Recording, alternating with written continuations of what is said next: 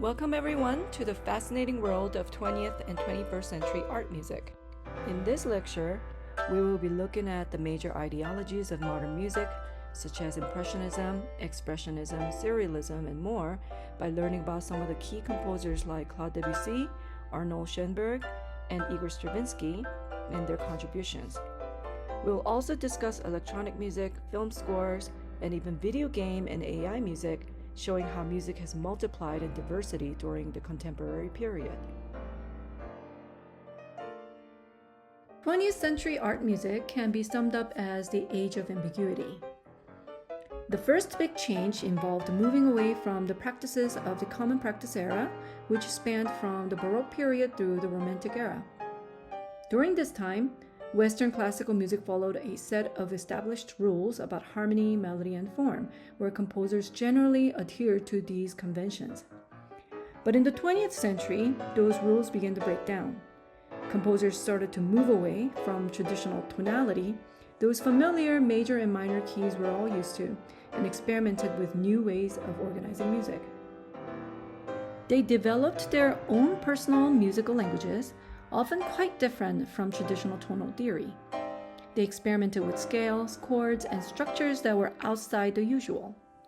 Music became less about functional harmony, where one chord leads predictably to another, and more about unique sounds, textures, and personal expression. New ways of organizing music, including chance operations, and all sorts of new sounds, including noise, silence, and non-musical sounds, were explored. It was a time of intense experimentation, and entirely new instruments, both acoustic and electronic, were created.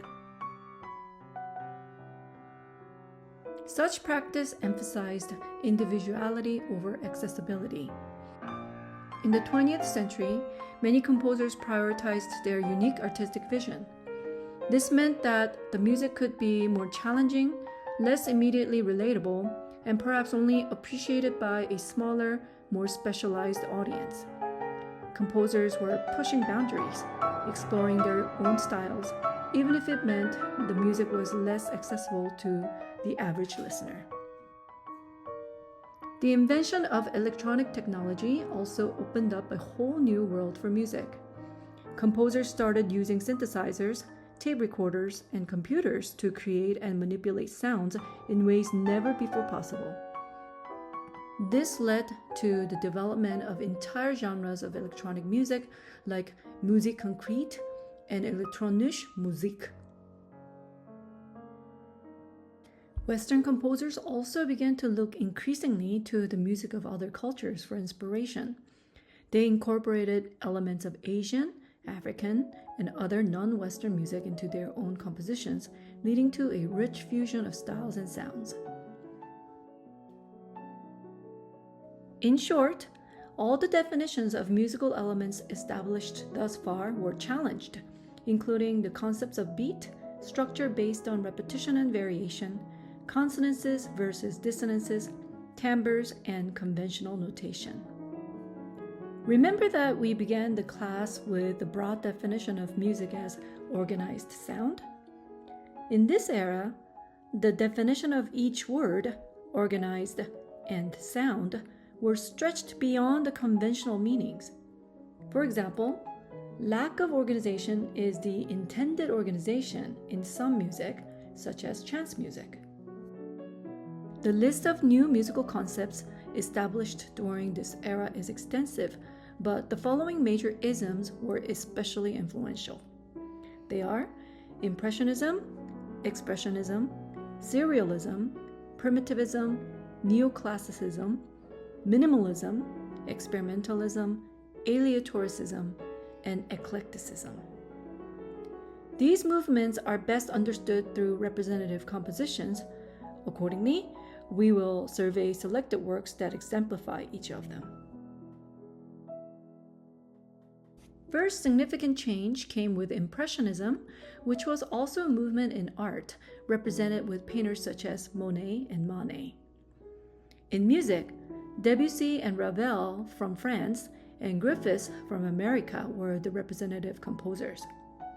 Such as in painting, the musical expression of these works was deliberately subtle and ambiguous rather than clear-cut or realistic. We are going to listen to La Mer, the Sea, by Debussy, and hear how the composer attempted to impress scenes of nature through the movements. The first movement depicts a quiet sea of dawn that comes to more vivid life, and the second and third movements capture various gestures of waves and winds.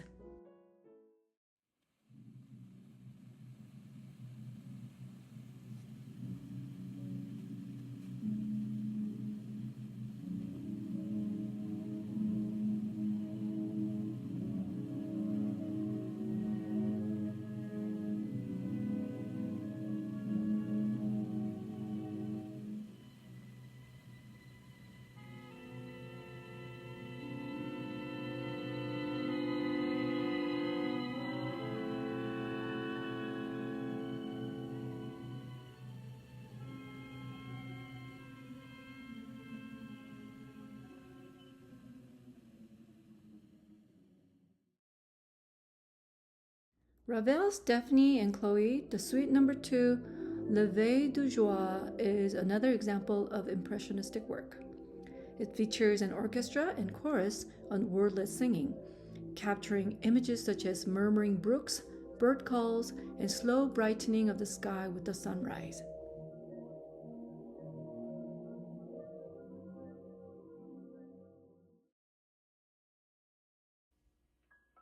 Expressionism was also an important movement in both art and music. It focused on depicting extreme, difficult emotions through highly dissonant sounds, resulting in evasion of tonality in music. Arnold Schoenberg's Pierrot Lunaire is a great example of this movement. The song is taken out of a song cycle written for a soprano and 5 instruments. It consists of 21 poems that depict a sad clown that obsesses over the moon. The song features a newly invented technique called Sprechstimme, which features half singing with half speaking, void of exact pitches. It really works well to depict the psychotic character intended in the poem. Note that the paintings projected here were by the composer himself, who was also an avid painter.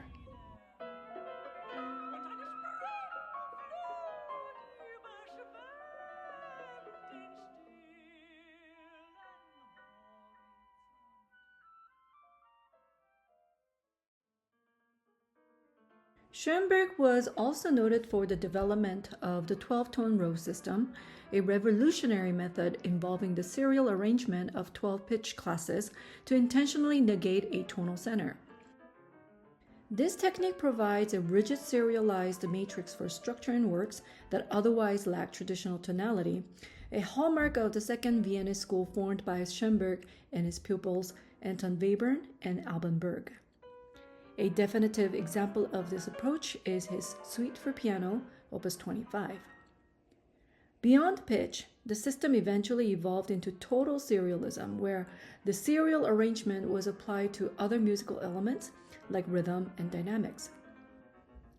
Take a listen and ask yourself if the music sounds organized to you or not, and why you perceive it one way or another. Primitivism in music was another important early 20th century movement that sought to evoke raw energy, ancient rituals, and elemental human emotion through aggressive rhythms, dissonance, and unconventional orchestration.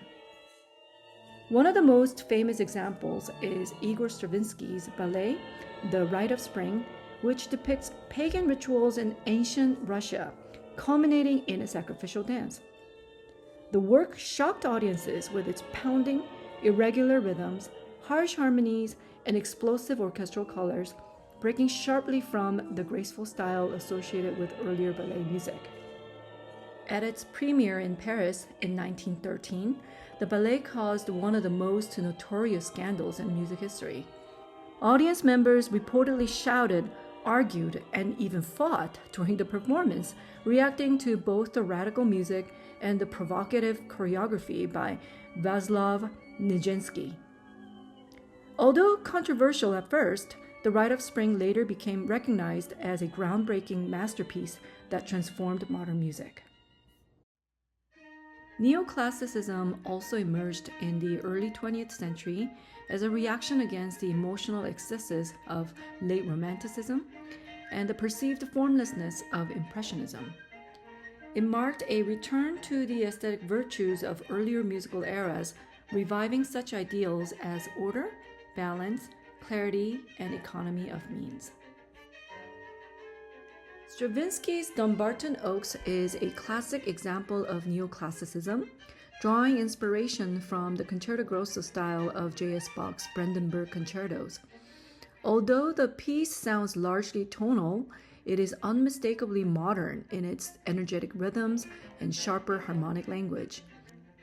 These features give the music a distinctly 20th century character while preserving the clarity and balance associated with earlier musical forms.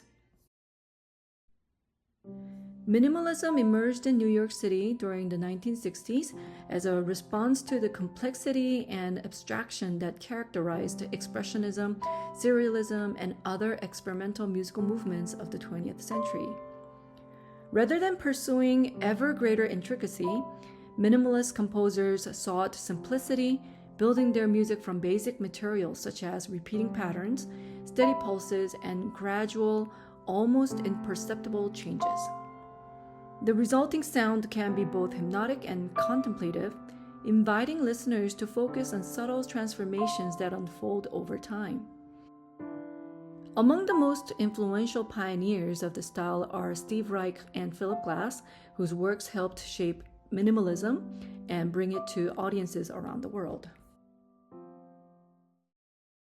Aside from these major isms that marked the beginning of contemporary music, many other developments followed, including electronic music, film music, game music, and AI music. There is no end to diversification, with globalization and the fusion of old and new, as well as acoustic and electronic sounds offered by composers from myriad backgrounds. The resulting array is truly eclectic. The rise of electronic contemporary classical music was fueled by 20th century technologies such as tape recording, synthesizers, and computers, which gave composers unprecedented control over sound. These innovations led to musique concrète, pioneered by Pierre Schaeffer, which combined manipulated recordings of real-world sounds with electronic effects, expanding the very definition of musical material and redefining the boundaries of sonic art. In contrast to musique concrète, Germany's Elektronische Musik of the 1950s rejected recorded acoustic sounds entirely in favor of pure electronic generation. Led by composers such as Karlheinz Stockhausen, the movement focused on constructing sound from basic elements like sine waves, using oscillators, filters, and additive synthesis to create entirely synthetic timbres. This approach allowed for precise control over pitch, duration, and frequency, freeing composition from traditional instruments and natural acoustics limitations. A monumental example of this evolution is Stockhausen's Kontakte, work number 12.5, scored for electronic sounds, piano, and percussion. Instead of keeping these worlds separate, Stockhausen used the electronic studio control panel to seamlessly reshape, morph, and dominate the live acoustic performances. By analyzing the timbres of the percussion instruments, he generated matching synthetic sounds that allowed a live gong strike to dissolve indistinguishably into pure electronic hiss. Through spatial manipulation with rotating loudspeakers and radical speed adjustments that transformed high pitches into rhythmic pulses, the control panel became the ultimate musical tool, fusing acoustic instruments into a unified, futuristic electronic landscape. The history of film music is deeply rooted in Western classical traditions while continually drawing from contemporary musical developments. A notable example is John Williams' score for Star Wars, which adopts the leitmotif technique pioneered by Richard Wagner. Through recurring themes associated with characters and ideas such as the heroic main title, the lyrical Princess Leia's theme, and the mystical Force theme, the score uses a distinctly operatic approach to shape the narrative. Richard Wagner's operas, particularly his monumental four-opera cycle Der Ring des Nibelungen and George Lucas's Star Wars saga, share a similar large-scale multi-part conception. Both unfold as epic narratives populated by archetypal characters and timeless struggles, serving as modern mythologies that resonated deeply with audiences of their respective eras. Game music stands as one of the clearest outcomes of post-war contemporary music's divergence, dissolving boundaries between concert music, technology, and popular culture. Drawing from minimalism, electronic music, film scoring, and global musical styles, it embodies an interactive and adaptive musical art form. The Legend of Zelda series exemplifies this evolution. Its music began as digitally synthesized sound, yet its themes later expanded into full orchestral performances in concert halls worldwide. In this way, game music demonstrates how contemporary music after 1945 diversified beyond traditional institutions into immersive multimedia experiences with broad cultural impact. With the exponentially expanding AI development, AI music further draws our attention with pertinent questions on the very definition of music. Along with composers such as John Cage, who questioned whether any sound could be music, and electronic composers who challenged traditional ideas of performance, notation, and authorship, AI music extends these questions into new technological and philosophical frontier. Can we, or should we, extend the definition of music to include beyond human intentionality, intellect, and purposes? Or differently asked, what are the consequences of such expansion on humanity's intentionality, intellect, and purposes? These are important questions we all have to ponder carefully with the interest of preservation of human existence, creativity, and dignity in all forms of art, especially as we are still in the middle of the continuing evolution of music. Whether we realize it or not, we are all shaping its direction, some as consumers, some as commentators, and some as creators.